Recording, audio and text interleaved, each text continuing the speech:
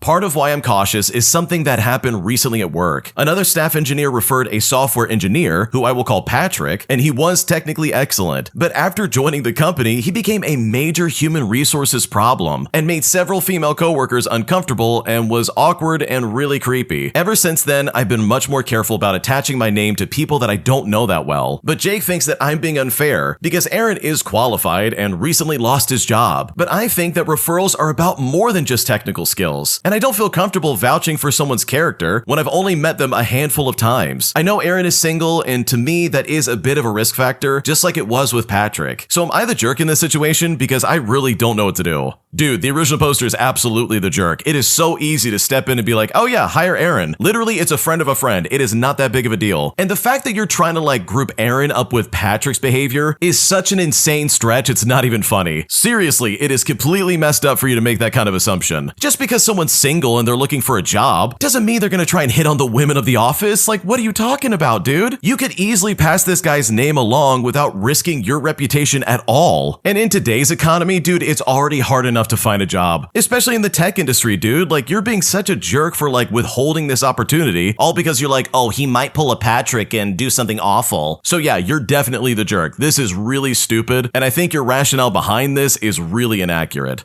An entitled Karen refuses to buy a poncho from our store, all because it wasn't in the color that she wanted, choosing instead to complain about getting drenched with water from the storm outside, even though we had plenty of options she could have bought, which, if you think about it, is a classic customer service situation. Here's what happened. So I work at an amusement park, and the whole day it was raining, but it was pretty light. And all day we were selling ponchos just in case people wanted to buy them. Around the last 30 minutes of my shift, it starts pouring down really badly. So people start rushing into the store and start buying ponchos. And for reference, I only had pink, blue, and red at my specific location. The reason why we only had those colors is because they're based off of a very specific superhero. Red was the Flash, blue was Superman, and pink was Wonder Woman. Well, an older lady comes in and asks for a poncho, so I ask her, okay, do you have a preference on which color you would like? We've got red, blue, and pink available. She then asked me, well, by chance, do you have a green one? And I just responded back by saying, well, unfortunately, we don't. She then says to me, oh, well, then I don't want a poncho if there's no green ones. And at this point, I couldn't tell if she was joking or being for real, because I really didn't think it was that big of a deal that we didn't have a green one. Like, it's literally pouring out raining and you're worried about the color? She then said to me, can you call your manager then? There's no way you don't have a green poncho. You should have all the colors available. I then looked at her and said, yeah, okay, sure, I can call my manager, but it may take a while for them to get here, you know, because of the severity of the weather outside. Well, after about 10 minutes of waiting, she decided that she was going to leave. And before she left, she said to me, I will be contacting corporate because this is utterly ridiculous. You should have all of the colors and not just 3. And she was literally just like raising her voice at me and making a spectacle about ponchos out of everything in the world. But at that moment, I just stood there trying not to laugh because really? You're willing to get drenched outside just because we don't have the specific color poncho you want? Like, that is honestly so silly and just such a stupid thing to be mad about.